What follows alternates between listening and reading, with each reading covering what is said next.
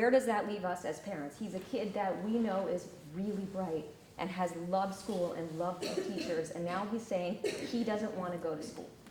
And when we ask him why he doesn't want to go to school, he says because he doesn't have any free time, he has no recess. So from my perspective, you're actually going to lose those students.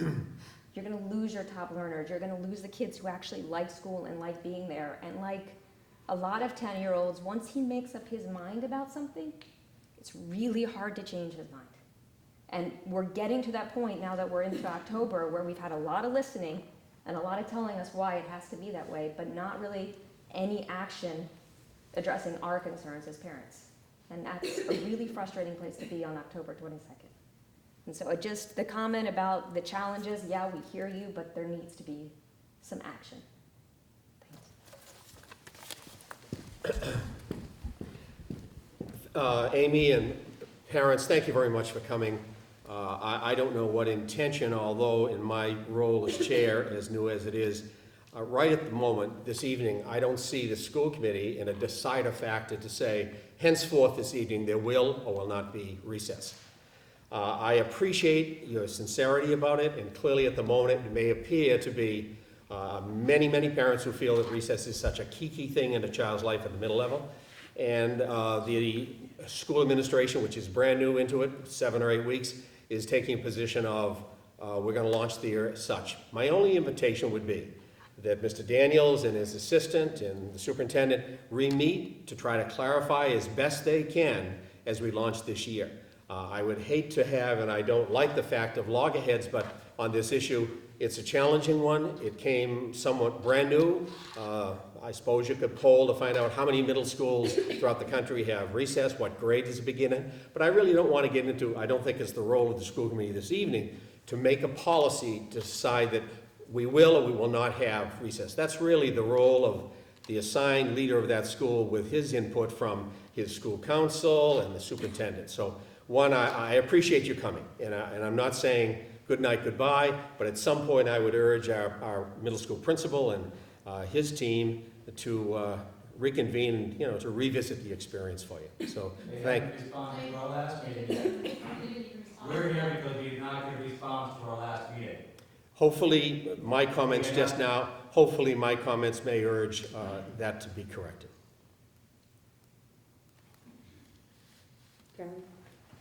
Sharon. I just want to thank the parents that came here because I'm not even clear if this is a school committee issue or not, but we don't hear a lot of time from parents on anything. And so it's very important that we do hear from you. I do suggest that we consider having a survey in a broader arena than just recess to hear from parents on what their concerns, what they're very happy with as we go forward. As I repeated again, thank you for coming in at this stage. I would rely on our school leadership and the superintendent to work this plan out. And that doesn't necessarily mean that automatically there'll be recess as of Monday. But whatever that decision is. It just feels like we've gotten a door shut in our face. Then that, I apologize for that then, because it appears there are really two issues then. The actual content understanding of how good recess is in the light of all the other issues that a school leader has to take up. And secondly, someone missed the boat or feels that I didn't get a response back in time. And that's not what we're about. And so hopefully that could be corrected real quick. Appreciate you coming, folks. Thank you. Recognitions. I have a few. First, I would like to thank the Orleans Eastham Elks, or Order of the Elks, for a donation of dictionaries to third grade students at the Monomoy Regional School District, and we sent Ms. Gill, the lodge secretary, a thank you note for that. I'd also like to thank a number of teachers who were involved on October 10th in a professional development day. So October 10th, there wasn't school, for the students, but there was School on Technology for the teachers. And a number of our teachers that are spearheading the use of technology in their classrooms went and taught others how to use it. So those teachers, Matt Barnes provided a session on Promethean boards and the use of one type of interactive whiteboard. Lisa Graham guided teachers on use of Aspen to create teacher pages. Darlene Coy presented a session on using smartboards in the classroom. Our cameraman Jim Birchfield provided a session on the use of Google Docs. Rachel Barnes provided a session on another training on interactive whiteboards. Don King did a session at the Harwich Elementary School on using the formatting features in Microsoft Word to create style in one's documents. Our new assistant principal at Harwich Elementary School talked with teachers on the use of technology for creating innovative practices in the classroom and student engagement. Our special educators met a computer lab to learn the software eSped. John Anderson, one of our high school history teachers, worked with his colleagues to learn how to use these new digital textbooks that we purchased as part of the construction project. Principal Burke had taught me how to Twitter along with a number of other teachers here in a session in the library. Matt Barnes taught another session on Promethean boards, along with Lisa Graham, a second session on using Aspen to do online quizzes. Jim did a second section on Google Docs, and Don King another section on the formatting documents, and Robin Millen did a second section as well. Rachel Barnes did another section on grading and commenting using Google Docs on papers. I was actually one of the interesting things I found out as my own son was writing the paper and doing some editing, procrastinating as usual, but there he is, working on this paper at 10 o'clock at night, and all of a sudden he's like, oh my gosh, my teacher is on my paper and looking at it. It's this realization that that the teacher knew he was up procrastinating at the last minute, and could see that his teacher looking at his paper as he was working on it. And then we had a number of other teachers that were involved in implementing the technology behind this A2 assessment software that we have. So thank you to all of those that facilitated those sessions. Thank you, Scott. Report from our student representative.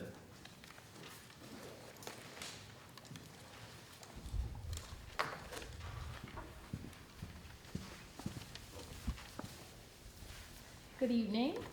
My name is Lane Katoski. I'm a junior. I'm in tonight for Kaylin and Sam. Unfortunately, they couldn't be here tonight. College, they got stuff to do. But I just wanted to briefly touch upon the goings-on around here. And I don't think I'll cover everything, but I just want to highlight some key events. So first of all, last week we had a very successful homecoming week. We had themes every day, from Color Wars, and somehow the seniors won. I don't know how that happened, but we had Twin Day, just to name a few. And then on Saturday night, we had a very successful homecoming dance. We had a great turnout. We also last week had, as part of the junior class, our fundraiser for prom. We hosted the Harlem Wizards, which we had an incredible turnout. So many people came to support us. We sold over 600 tickets, and I think people were eager to check out our new gym, which was great. And we raised over $4,000 for our class, which we're very happy about. Also, we had Powder Buff, which once again the seniors won somehow. And also last week we had the PSATs on Wednesday morning for sophomores and juniors to prep us for upcoming SATs. And according to Mr. Bennett, we had the highest turnout ever for students that registered, so that was great. We also, the same day, unfortunately the juniors, we didn't get to see it since we were taking PSATs, but we had a man come in that spoke about the effects of drunk driving, which was very well received. We also, what else did we have? Today we took a survey on, during our enrichment period, on more about our personal lives, drugs, alcohol, things that go on at home, which, like I said, we took during our enrichment period and was totally anonymous. We also, I just want to talk briefly about integrating technology, which seems to be a big theme tonight. A lot of our teachers, as Mr. Burkhead, I think, showed them how to use Twitter, which has been great for all of us, because as a 16-year-old, you know, we're always on our phones, texting and tweeting and whatnot, and it's been really great to have our teachers kind of show support with that. And Mr. Burkhead has been posting 5 quick things on his website, which I know a lot of my friends and I have been discussing, just getting to know our teachers a little bit better, because, you know, with this new school, there's lots of new faces, so it's nice to see that. Also, we've been having lots of college visits and guidance, juniors and seniors. You can sign up to go get some information about colleges, which has been great. Sometimes you don't get to see all of them, you know. Also, after our club fair, we've had a very successful start to clubs, meaning after school. And I know the late buses have really helped us all out too, running Monday through Thursday. The transportation has been great, because sometimes mom and dad can't make it to get to. And then finally, I just wanted to mention as well, our Best Buddy Special Olympics was very successful. It's such a big part of our school, and it was great to have people from all different schools come and celebrate very special people in our community. And just one or two cons. I know we've still been having a few issues with our Wi-Fi in school. We're so lucky to have these great Chromebooks, but sometimes it's been tough connecting. Some days we do, some days we don't. Also, printers too. Our teachers a lot of times request that we print out our papers and our assignments and our homework, and a lot of us have been having a little bit of difficulty connecting. So I think that's it. Like I said, I know I didn't cover everything, but hopefully those are just a few highlights. So thank you. Great job, Lane. Thank you. Don't go away, I have a couple of questions. Oh, okay. I'm ready. What's Twin Day? Twin Day. Okay, so it's usually part of our homecoming week. So you pick a friend or you ask somebody. I know as juniors, a couple of us tried to reach out to a couple younger kids just to meet some new faces, but you dress alike. So whatever you decide on, we had some pretty funky outfits, but I guess. You could almost be twins. Oh, yeah. We are having a little Twin Day here. Yeah, right. Yeah, great example. So my friend and I, we did purple polka dots and green pants, and we had all different kinds of bracelets on, but we were twinning, so it worked out. That's great, thank you for that. I just have one other question. At the basketball game, I noticed there was this guy running up and down the court in pink socks. Yes. Do you have any idea who that was? I'd like to compliment him on his choice of socks. Yeah, I'm not sure who that was. I know they were wearing pink socks for Breast Cancer Month, but yeah, they were I didn't see the awesome. guy get any baskets. Oh, geez, I don't know. Sure, rub it in. Oh my gosh. Oh my gosh. I know who you're talking about. I don't look quite as fat when I'm wearing a jacket. Oh, geez. Thank you, that was great report. Thank you. Could I ask you, Yes. I've never tweeted, and Oh. so for those of us who are unfamiliar with that, can you explain how you tweet with teachers or do just Okay. a little bit? So we have a great example in the building tonight. My wonderful history teacher, Mr. Houston in the back, He tweets on the regular. I actually get his tweets sent to my phone. So he's it's just a quick way to update us on what's going on. So I think I caught a tweet. Well, he caught a tweet the other day. He tweeted about an extra credit opportunity for us to go clean up some beaches on Friday at 3 p.m. So, but it's just 160 characters or less, just shooting out quick things. So. So I had a very different idea of that till I heard this very professional tweet that you Oh, mentioned. yeah. Well, there are definitely some unprofessional tweets. Not from Mr. Hughes. No, never. No. Thank you. In terms of just a quick piece Good of job, clarity Oh, thank you. and a compliment. I've been doing high school, fundraising events for years, and that Wizards game I thought was probably the best example of a class doing a fundraiser, because it was quite a community event. I mean, it was great to see that whole gymnasium filled with all sorts of people, all different ages, and I know my own children, with the exception of being mortified by my choice of attire, really enjoyed the evening. So that was just fabulous for the class 2016. And then just so the committee understands, it was mentioned about a survey that the students both here at the high school and the middle school took today, and it's the Youth Risk Behavior Survey. So it's a national survey that will give us information on our teens, all the way up through through high school, on what sorts of healthy decisions that they're making and what sorts of unhealthy decisions they're making, and hopefully we can use that data as a community to engage families and our students in guiding them towards better decisions. So it's an anonymous survey, but the research on the survey is that our students go and provide very accurate responses when on these. So we're looking forward to that data, and ideally we'll have a presentation of that data to the community at the beginning of next year when we get that back. And that's been used for like over a decade, at least that I'm aware of. It's very helpful. Again, thank you, Lane. And my question about tweeting, Yes. you need a cell phone to tweet? No, anybody can tweet.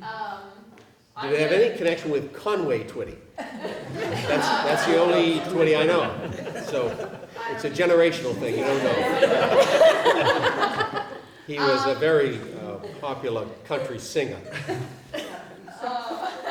A white sport coat and a red carnation.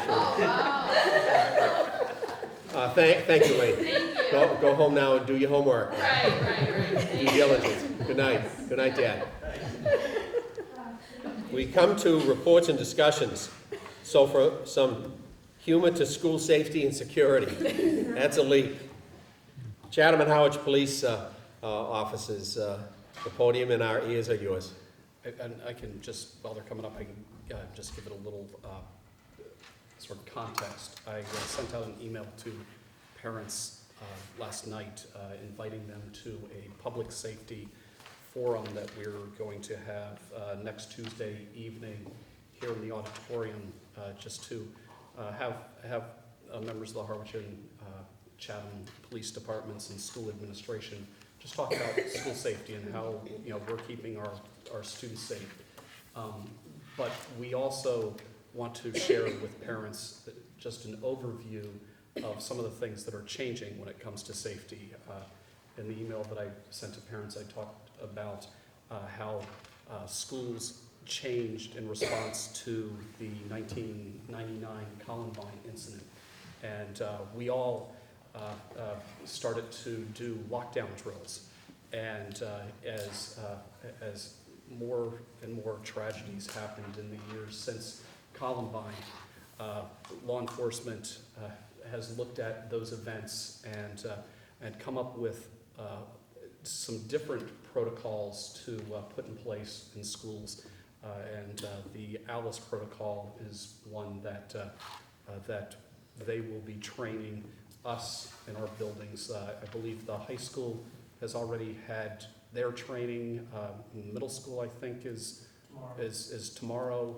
The 2 elementary schools will be happening next month, so they'll be training the staff on ALICE, and we will go and start shifting from a more traditional lockdown approach to this ALICE approach, and wanted to at least educate parents so when their children are going home and talking about things that are changing, and that parents are at least aware of what we're doing and why we're doing it, because it's, safety is paramount in the building. So with that, I'll turn it over to Sergeant Considine. Welcome, Sergeant. Thank you. Good evening. Sergeant Constantine, Harwich Police. I just wanted to introduce our safety team, but first say that I had an occasion to be with Mr. Carpenter, I think on his first day on a mission that he had, and I had the opportunity to get his ear, and he didn't hesitate when I talked about moving this way, and that was at the beginning of moving towards enhanced lockdown or ALICE training.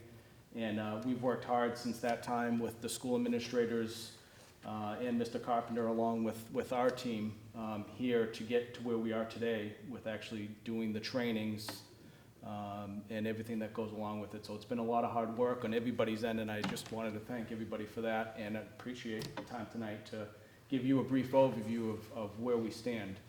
Our team with us today is my counterpart from Chatham, Sergeant Massey, Officer Mitchell, who's the SRO at Cape Cod Tech, and with us in the building tonight is Officer Clark, the school resource officer for the high school and elementary school. He's at basketball tryouts. So I just want to invite Officer Mitchell up just to give you a brief overview of where we're going with this and answer any questions you might have. Thank you.